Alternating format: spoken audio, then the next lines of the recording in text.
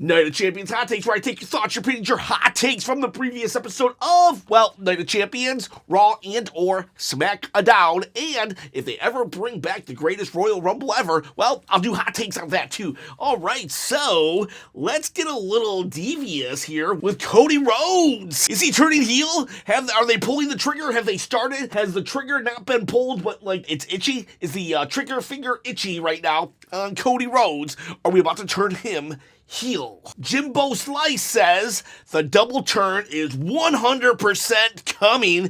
WWE made a point tonight to highlight Cody as being different and violent, and they highlighted the fact that Cena was showing signs of hope and that the fans still love him. This is strategic, and I'm all for it. And then it's OTW felt like they were planting huge seeds of Cody turning heel down the line in his match versus Randy, possibly a double turn at SummerSlam versus Cena. Yep, that's what I'm thinking. I'm thinking, would they do it?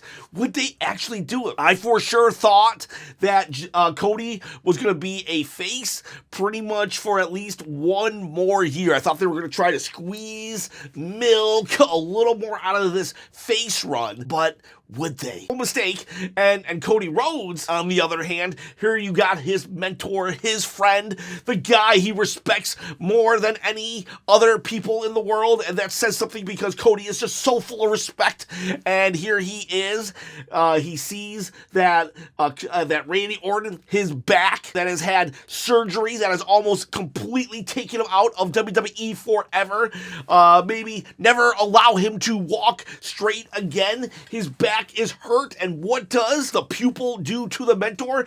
He wraps him around the post, the corner, and just completely just tries to just grind that back into dust, because this Cody Rhodes, he will do whatever it takes to win this belt right here. Cody Rhodes, while when it was all said and done, he returned back to the, you know what? Let's give another round of applause to Randy Orton. What a stand-up guy. I respect him. And Randy, though, maybe we're going to get a triple turn, because Randy was like, I need to do more to become number 15. But Randy goes off, but now we have Cody. Cody just being like, will he do what it takes? Because at WrestleMania, he didn't do what it would take, and he lost. He lost the championship. And now he's slowly coming to realize that he has to get closer and closer to that edge of being the heel, to do whatever it takes to save the championship from being taken away by John Cena. And John Cena is like, ooh, maybe I want my legacy to be intact after all. So now at SummerSlam, what if we have a moment where John Cena is about to hit Cody with the belt, and then he decides not to? Because we keep playing up this belt shot to the head, but he's about to do it, then he decides not to. He hands Cody the title to take back to its resting place in the ringside, but then Cody just hits John with it, and boom, double heel turn. Cody is now the villain. He is now Homelander, Codelander, and then John can go away for a couple months, and he can return just apologizing to everybody. Maybe try to talk Cody into being a face again, but no, Cody will not. I'm going to tell you guys and Gail something. Heel Cody is definitely the best version of Cody there is. He is so freaking entertaining, but I do warn you, be careful what you ask for, because you see how much love and respect Cody puts into being a good guy. He'll stay in the arenas afterwards, and he'll shake hands and kiss babies. He knows exactly how a good guy should act. Well, he also knows how a bad guy should exactly act. You aren't gonna necessarily cheer for this bad guy. You are gonna boo this guy, because Cody can be ruthless. He can be ruthless, and I'm all for it. I'm all for it. But first, we gotta get to SummerSlam, and we gotta get this belt off of John onto Cody, the heel turn, and I need to get this belt off of my shoulder onto your shoulder, because I'm running a contest where at 20,000 subscribers, I give this belt away to a random comment from a random video to a random subscriber. All you gotta do is comment below, subscribe to the channel, hit that bell, ding, ding, ding, notification. I would greatly appreciate it. Plus, a thumbs up for the almighty algorithm. Give a thumbs up, would ya? And I would appreciate trying to quit the day job and produce wrestling content full-time, baby. Maybe by SummerSlam, I could quit the day job. SummerSlam 2029 at this rate. All right, let's get to some more hot takes. WTF patch. Someone called it the reverse heist of the century, referring to John Cena and CM Punk's match ending. Yeah. Oh my gosh. Does everything have to be a failed cash-in? Alex Johnson, Asuka should have won instead of Jade Cargill because Jade Cargill, in my opinion, isn't quite ready for the women's title picture yet. That's a valid concern and opinion. I feel she is ready though. I feel she's doing a great job, and I kind of like that the Queen of the Ring went to an actual a person who needs something on their resume to bump up into that main event and to be seen as a legitimate threat. Asuka, she won the first Royal Rumble back in 2017, and she's held the title so many times. She's like a legit threat regardless. We don't need Cody Rhodes winning the King of the Ring. We need LA Knight winning the King of the Ring. You know what I mean by that?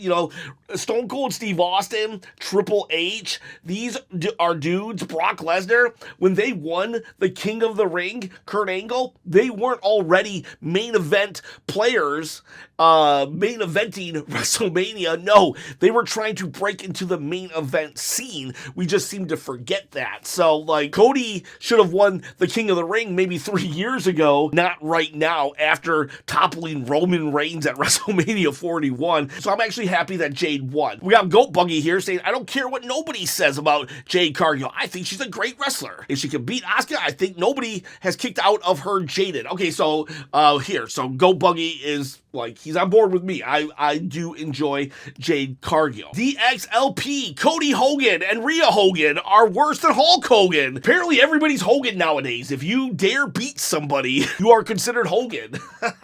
I'm if we call everybody Hogan, it loses it. The law of diminishing returns. You're Hogan. When are you not Hogan? Who is not Hogan? Is Roman Reigns, is he also a Hogan?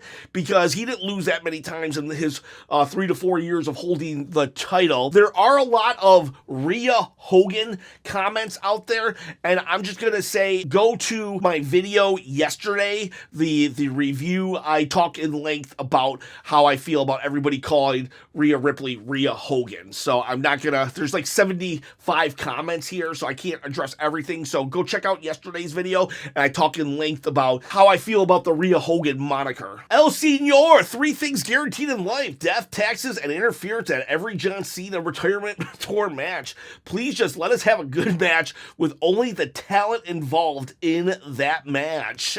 If we get the double turn, I think that's what will happen at SummerSlam. I think that's what will happen. Or, oh God, what if, even worse, we don't get the double turn and then Seth Rollins just comes out and cashes in? That would be even worse. John Cena turns back to face, but then Seth comes in. Jay Levi, now you can't spell Tungaloa without goat. Correct. Donatello Leonardo, a few thoughts. I love WWE rewarding Solo for his work of late. Totally deserved, and I'm glad to see it. For those saying that Kross is buried, if they do it right, he'll be fine. He can easily come out on Raw and say, that's the killer Sami I needed, and it'll all make sense. That's true. Karrion Kross is in a good spot in that a loss to him doesn't matter because he's more about the bigger picture. Remember, when he fought AJ Styles, he put his arms behind his back. Remember, last week or 2 weeks ago when Sami punched him in his face, he wasn't even really that hurt. It was Scarlett who said, stop it, and then he started laughing. So Karrion Kross is willing to sacrifice himself for what he perceives as his greater good. And lastly, I know there's mixed feelings about the Saudi shows, but I will say it's refreshing to see a production that doesn't need endless sponsors on the turnbuckles or the tables. Yeah, holy crap. I never knew I wanted to see a table without a Slim Jim logo as much as I did until Friday when Nia Jax and Tiffany Stratton started pulling them out of nowhere. They were just brown. I was like, those are the most beautiful brown tables I've ever seen. Davlo Savage, LOL, I'm just happy to see Hikuleo. Yeah, 1 year and a half later from being signed and not even being on NXT NXT, Hikuleo is here. I think they're calling him Tala Tunga, though, and he is a brother of Tama and Tunga Loa, and a son of Haku. Aliha Hunt. Thank you for the phonetic spelling of your name. Please, you might have to do it again a couple times. Aliha Hunt also says, Big Boy Cena with the Braun number 2 AA. Yeah, Bronson Reed got an AA.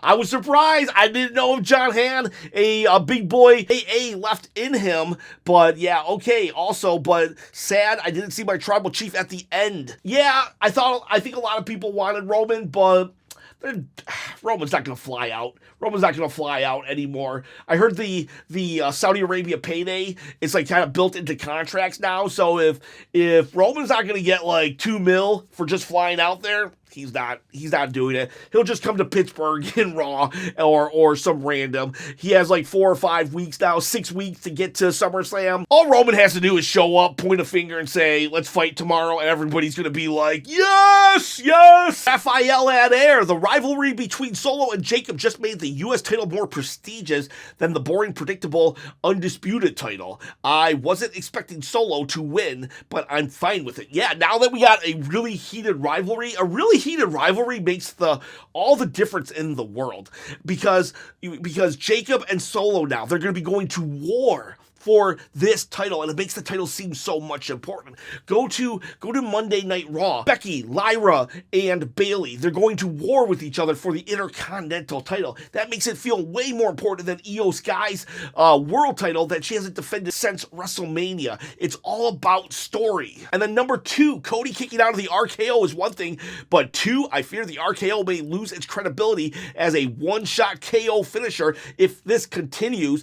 RKO must be protected and credible. I agree with that. I agree 100%. Kicking out of 2 RKOs is like, to me, it's unacceptable. To me, it's unacceptable. We need to protect finishes. I don't want the RKO to be needed 5 times because just like the crossroads need to be done 3 times sometimes. It's like, I want out of nowhere, 1, 2, 3, done. Nippy Hera, Jade is not good. She keeps consistently botching and looking awkward. I always look for her to get better, but she doesn't. I disagree. I don't know. I don't really have much more to say on the subject other than I disagree. I guess I could say something about the pin. The pin wasn't like the greatest pin of all time, but like literally a year ago, Gunther didn't have the greatest pin on Randy Orton, and those two are like top of the pecking order when it comes to wrestlers, so like it can happen to anybody. Ron Talks Tables Top. I'll say it first. Logan Paul will be the one who turns Cena back face. I could see that, but they'd have to do something at Saturday night's main event, because I think at SummerSlam, it's a done deal. I think SummerSlam, Cody wins the title back, and then John's redemption tour starts right there. So maybe Logan Paul and John Cena can do something at Saturday's main event in order to get that happening. I don't know. We'll see. Anthony Smurthwaite, that was not progress for Karrion. That was WWE putting him on a PLE as a response to support so they can job him and give him next to no screen time until he inevitably gets released. I put this also on my review yesterday, but I'll just do a quick synopsis here. I don't agree with this. I don't feel a loss here is the end of the road for Karrion Kross. I think it's a victory for us fans. We got someone over. The fans got someone over, and we got him on a PLE. Did he need to win? Like, it would have been helpful, but like, we don't get everything at once. You gotta be patient with these things. The fans just need to keep cheering and keep letting our voices be heard.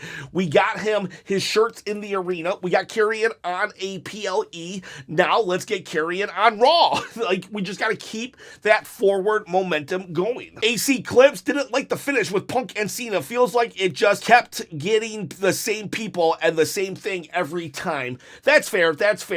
I did enjoy it. I personally enjoyed it, but I do see see Triple H pattern starting to form in that, oh, this worked really well at WrestleMania 40. I'm just going to do this now every opportunity I get. Yeah, I don't need the Avengers every time. Sometimes Iron Man just had a solo movie, and he didn't need to call every Avenger in. Negligent. Solo is finally back on top. He's really grown over the past year. 2024 to now has been his glow up, and he's probably going to get better. However, all these doubts, there is still a World Bloodline Entertainment. However, all these debuts, there's still a World Bloodline Entertainment. Yes, still a lot of Bloodline members, that's for sure. But you know what? I'm very proud of Solo Sikoa. He just entertains me to no end. Him, Naomi, and Chelsea Green, I think they're my favorites right now. Who would be my favorite on Raw? Drew McIntyre is always going to be a favorite, but who would be my favorite on Raw? Who could compare to those guys? Probably Chad Gable. Chad Gable would probably be my favorite on Raw, with an honorable mention to Grande Americano. Tis Mickey. Oh boy, Chop. I missed SmackDown hot take, so strap in for this one. Cody, Rhea, and Sami have the plot armor of gods. The man Cody kicked out of 2 RKOs. After that, better not ever lose a match again. Yeah, the RKO, I don't like that. So I'm not gonna say, oh, Cody Hogan here, because he beat Randy Orton.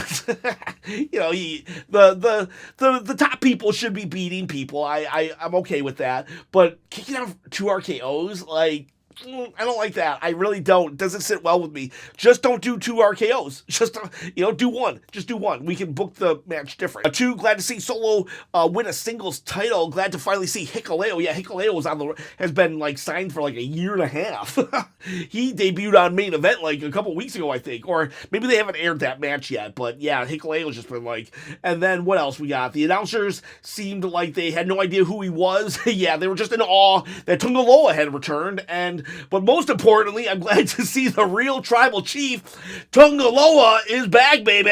And so am I, Tis Mickey. And number 3, I seriously think the WWE should consider not having women's matches in Saudi anymore. Jade and Asuka were out there dying. And I don't know what happened at the end, but it was a pretty good match from Jade. But the crowd just didn't seem to care at all. Yeah, maybe they were just exhausted. Maybe they were exhausted. They had SmackDown the night before, which was title match after title match. We had Cody and Randy in the beginning. We just had a bunch of Bloodline members. Tunga Loa came back, so they probably screamed their loudest. But yeah, it was a little disappointing, the crowd reaction for the Queen of the Ring, and I don't want to though. I get what you're saying. I think what you're saying comes from a good place, but I don't want to do that because I feel that women representation on these Saudi shows are more important than ever in today's world. So I'm very happy that they are. Now, it does suck for Asuka, it does suck for Jade, and I am not in their shoes, so it's easy for me to say that. Oh, just go out there. It's good for everybody when I'm not the one that has to deal with it. So I feel for them, and I respect them to no ends for going out there. The show must go on, and they put on a banger for us fans. And then number 4, John Cena really committed elder abuse on Charles Robinson tonight. Oh my God, I was so mad. I did a review yesterday and I forgot to mention this Charles Robinson bump where John Cena just completely takes him out of the equation. Man, little Nate, Charles Robinson, you are the GOAT of GOATs when it comes to referees. And then also, what was that ending? I thought it was dumb. Made everyone look dumb. But most of all, Braun Breaker and Bronson Reed, they need to just have the Money in the Bank winners appear only if they're going to be cashing in. Again, this is another Triple H thing. It worked for Damian Priest. Let's just do it over and over and over again. And they did it with Tiffany, and now they're doing it with, Naomi and maybe Seth. I get it. This is Seth's only his second time fake cashing in, but that's one too many. Plus, Naomi just did it 3 weeks in a row. It's just too much.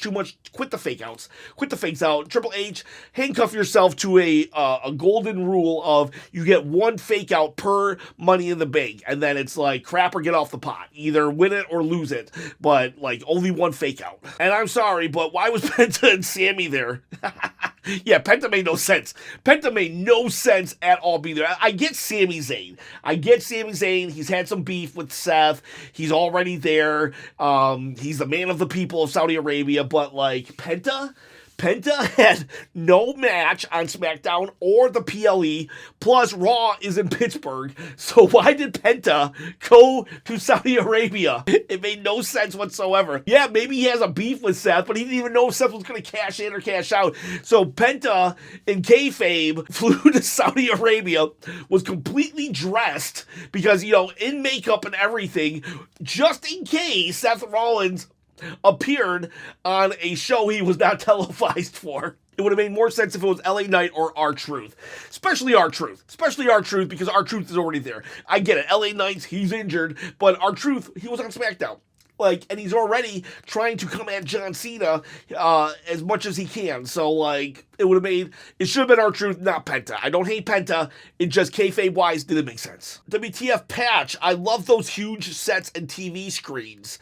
The show got 10 times better for me because of that. Yeah, it just had that big fight feel. That is definitely a bonus of being where they are at. Paige Williams, hot take. If Hikuleo is even halfway decent, give him a name change and catchy song, and he will be the future of the company. He got a name change. I think it's Tala Tunga. One of my big complaints about WWE talent that started in AEW, if I remember correctly, so much of the talent is older, shorter, and out of shape. Hikuleo is tall, 6'8", age 34, still in his prime, and in fine shape. And he's not a bad-looking dude. Look at Roman. It helps. With his family name, give him a good wardrobe artist, good character and booking, help develop decent mic skills, and give him Heyman, and we have our next star. Well, yeah. I mean, everything you say is valid, but can he go on the mic? Can he go in the ring? I know from what I've heard, from what I've seen, he's not the greatest, but he's not the worst. So maybe he can boat up. It's on him. Will he put in that work to get to that next level? Hopefully. Charger Dude Ben, great pay-per-view, great crowd, play-by-play from Chop. I like how overbooked the main event was. I do too, but I don't want to overuse that. But can we get a check on Charles? Yeah, Charles just got murdered. That was so epic. And Kross should have kicked out of the Huluva kick. I agree. If everybody got to kick out of at least one move, then it should have been Kross. Unless what maybe they should have done was the Huluva kick happens, 1, 2, 3, and then Kross instantly gets up and was like, there you go. You just won, Sami. Good for you. And then walks away. And that would be like the mind games of Karrion Kross, saying that he was just trying to get that killer instinct out of Sami. Xeon first. I don't know. I'm not a Jade Cargill fan. She seems great, but at the same time, she's lacking something. But I can't put my finger on it. And Karrion losing, was it good? Karrion losing, I'm neutral on it. I think just him getting on the PLE, that's the good thing right there. As for Jade Cargill, what would she be missing? I can understand that. Critique of her, because you're not saying like she sucks or anything. You're saying she's missing something. What is she missing? I think it's her mic skills. While not bad, not great. I think that I think I noticed it a little more when she went up against Asuka.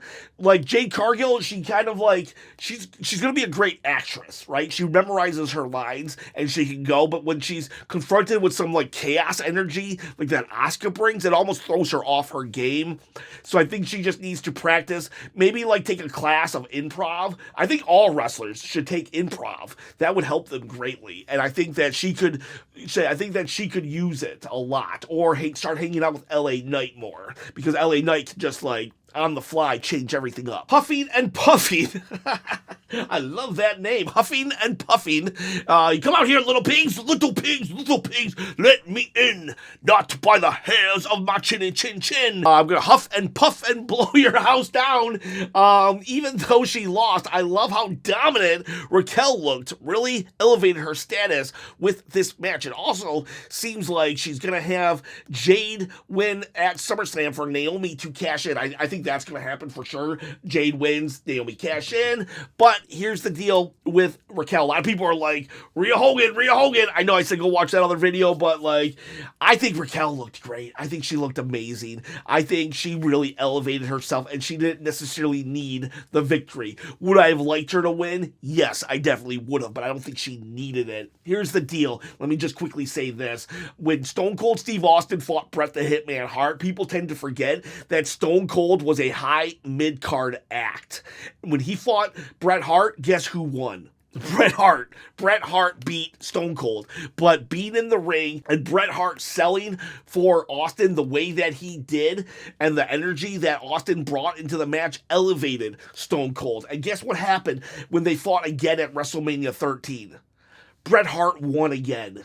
So, Bret Hogan. So it's like, you don't necessarily have to beat someone to be elevated. And this is a perfect example. Raquel was elevated. Now it can go too far. You know, like certain things just shouldn't happen. When Gunther tapped out in half a second, that was a burial, or that at least hurt him. Now, I'm not saying that he should have won at WrestleMania against Jey Uso, but like tapping out, it made him look stupid or weak. Cody Rhodes, 2 RKOs, didn't need to be 2 RKOs, just one. So it's like, it's okay, guys, for certain things to happen, and it's not okay for certain things to happen. But at the end of the day, they all recover. Gunther's now champion. And eventually, RKO, Randy Orton's going to punt kick Cody, and all will be right in the world. Martin says, Solo in the post-show saying 4 letters, 1 word, stop, was hilarious. Solo might be my favorite in WWE that wasn't already in WWE a decade or more ago. Yeah, this is like, I just love that everybody is seeing Solo. I'm just so happy that they're finally letting Solo shine. Why didn't we do this last year? Like, him and Roman could have been so much more entertaining if we had allowed Solo Sikoa to be himself. Raul Gonzalez, I think, seeing these pictures, the pictures that I put on, for hot takes, makes you think the show was awesome, but in reality, skull face emoji. Well, I gave it 8 chops. I enjoyed myself. I was sports entertained, as Simon Miller would say. And then Comic Head 8431, Michael Cole botched the debut of the new tall Bloodline guy so hard. LOL. It's Tunga Loa, Tunga's brother. Well, Tunga Loa was there. You can't fault Michael Cole for just being completely like tongue-tied in the presence of greatness that is Tunga Loa. What? I still don't know who the dude is. Whatever. Solo is back, baby. I'm loving it. It's Hikuleo in New Japan and Talatunga now in the Bloodline, whatever they are. We need to get a name for Solo's his crew. And then very solid event in my opinion. I was entertained by every match. Yeah, was there a match that I didn't like? Was there a match I didn't like? Nah, I don't think so. I think I was actually entertained by everything. Obi Jabroni, the crowd was just straight awful. Why? What did they do? They were into almost everything. I don't think the crowd was awful at all. Rick's Jelly, my hot take is that SummerSlam Night 1 and 2 are going to have the same main events as WrestleMania. Boo!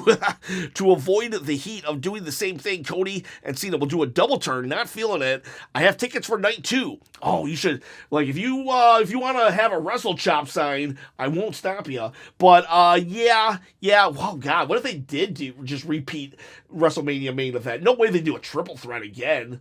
Would they? I hope not. I could see Triple H doing that, though. But we are definitely getting Cody versus Cena. The Mexican Wolverine, all the Samoan story is getting pathetic. Other than Fatu, none of them are above mid-card, and they will end up released in less than 3 years. The Bloodline story is no longer interesting, and Heyman claiming that it finished is just BSing everyone. I disagree with that. I definitely think that Solo Sikoa will be here in 3 years.